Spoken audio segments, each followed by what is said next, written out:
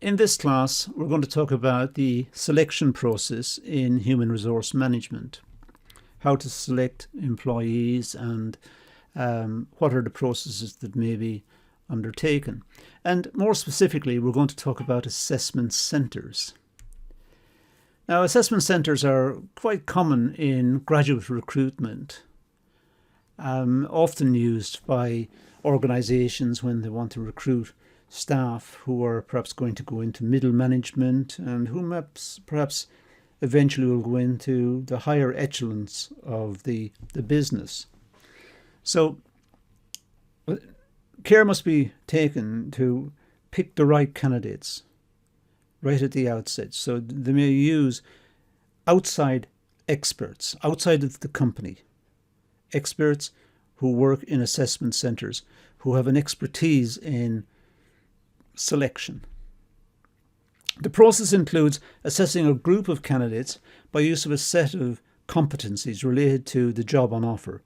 So, generally speaking, if a company decides to use an assessment centre, they may get the applicant to work or to attend with other applicants, and they then give the group different tasks and assignments and engage in different activities, interviews and so on. And out of this process, the assessment centre will make a recommendation as to which candidate is most suitable for the task within the business, and will report back to the business, and perhaps that person will get the job or maybe not. It depends on the business. But the assessment centre will report back. And that's, in a nutshell, what an assessment centre does. The tasks outlined must be relevant to the job and provide the necessary feedback to the organisation regarding the candidate's ability. So, number 3 on this list is what the assessment centre does. It knows what the tasks are, it assesses the applicant in the context of those tasks, and then it reports back to the organisation. Assessment centres were developed as a means to allow candidates to communicate their abilities to employers. So it helps the candidates as well as the employers. The candidates now can justify their application to the business by going through this task or this set of tasks in the assessment centre and getting a recommendation from the assessment centre that they are in fact suitable. Now, that's a strong endorsement of their application. Typical tasks involved in the assessment centres could be looking at individual or group work, looking at the individual, or perhaps looking at the individual working within a group to see how well that individual relates to the other members of the group and how effective that member is as a part of a group. Companies tend to be groups. We tend to work in groups a lot of the time. There could be written tests, or there could be psychological testing. Psychological testing normally are papers which are recommended by experts, and some questions and tick the boxes, and then there is some sort of understanding of the weak spots that a person has, and perhaps the strong bits as well. There could be oral presentations, asking them to do a presentation, making sure that they're capable of articulating a particular argument or a particular point. Generally, being able to present. And so-called in-basket tasks. Sometimes we have various tasks needing to be done, and we need to prioritise those tasks. We need to be able to pick out the ones that need to be done straight away, and others perhaps can wait until tomorrow, but some can't. So we need to be able to look at the basket of tasks in front of us and prioritise. Being able to analyse work as well. It's not just a question of accepting what's around us, but analysing it to see if it can be improved or what can be done about it, or how does the work process, how does it conducted? What are the steps? And are they consistent? Are they logical? Are some of the steps overdone? Or are some of the steps a little vague? Do they need to be strengthened? So looking at it analytically. Tasks related to individual problem solving as well. Just within our own work within organizations, we often come across individual problems that a blind spot, something we haven't come across before, and perhaps we need additional help to get across it, something we can't figure out, something we can't do, or perhaps something we can do, and we can share that experience and that knowledge with colleagues who are struggling.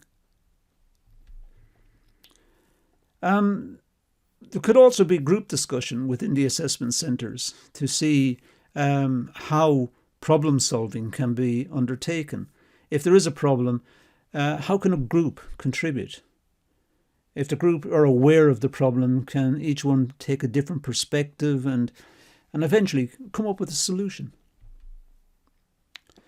And of course, role playing is very important, to assign roles to different members of a group and get them to enact some sort of problem resolution, to get them to work through a problem and bring it to a solution. Role playing it just to see if they're capable of doing it.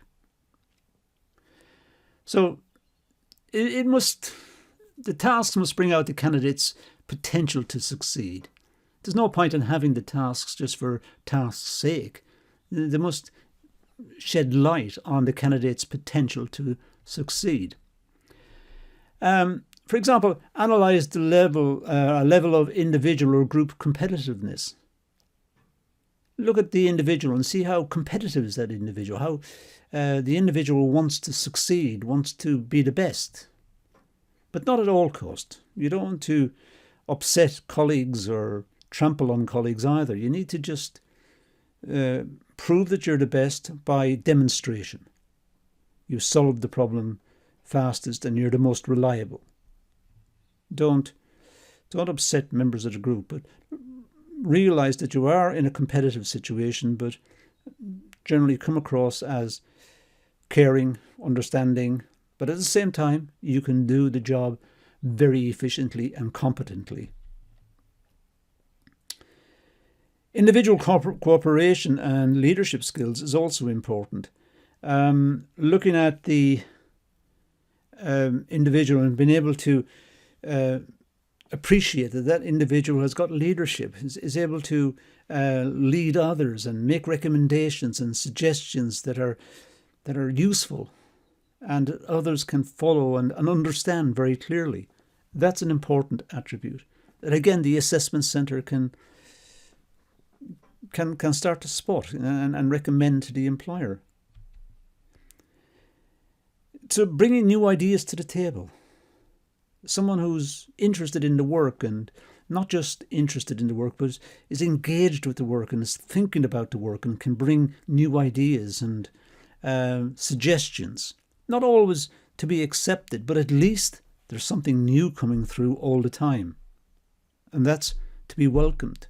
So the assessment centre can figure this out and make a recommendation to the employer based on it. Say that this person is full of ideas. You may appreciate having this person on your team. So looking at individual or group ability to complete tasks in each time.